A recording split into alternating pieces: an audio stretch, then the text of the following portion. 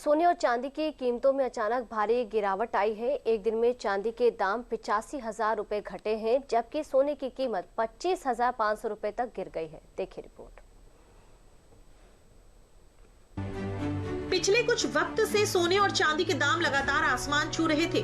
चांदी जहां एक ही महीने में 1 लाख रुपए से ज्यादा चढ़ गई थी, जबकि सोने की कीमतें भी 30 से 40 हजार रुपए बढ़ गई थी। लेकिन सोने चांदी की आसमान छूती कीमतें शुक्रवार को अचानक जमीन पर लैंड कर गयीं।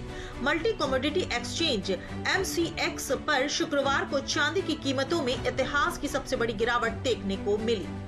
सोने और चांदी के दाम में शुक्रवार को तगड़ी गिरावट देखने को मिली है। 24 घंटे में चांदी का भाव 85,000 रुपए कम हुआ। वहीं सोने के दाम में भी भारी गिरावट देखने को मिली।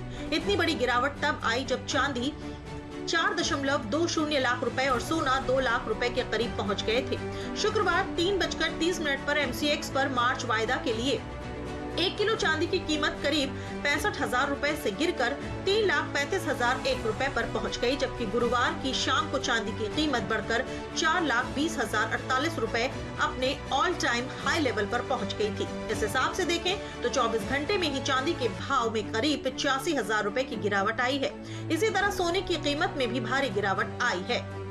सोना 29 जनवरी गुरुवार को अपने रिकॉर्ड स्तर 1,93,096 रुपए पर था, लेकिन शुक्रवार को ये 16,000 रुपए टूटकर 1,67,406 रुपए पर आ गया। यानी 24 घंटे के दौरान सोने में 25,500 रुपए की गिरावट आई है।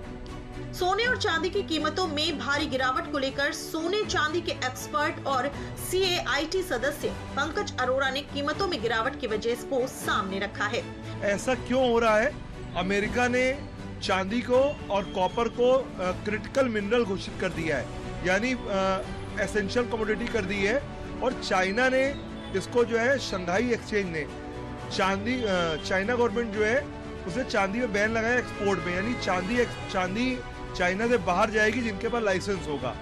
एक्सपर्ट्स का तो ये भी कहना है कि सोने और चांदी में जैसे ही बिकवाली हावी हुई, वैसे ही शॉर्ट सेलर एंटर हो गए और ट्रेडिंग के दौरान सिल्वर को शॉर्ट किया, जिस कारण इसके दाम में भारी गिरावट आई है। वहीं डोनाल्ड ट्रंप ने कहा है कि फेडरल रिजर्व बैंक के चेयरमैन जेरोम पावेल की जगह अपने पसंदीदा शख्स को रखना चाहते हैं, जिस कारण डॉलर में मजबूती आई और कुछ वैश्विक तनाव भी कम हुए, जिस कारण सोने और चांदी के भाव में गिरावट आई।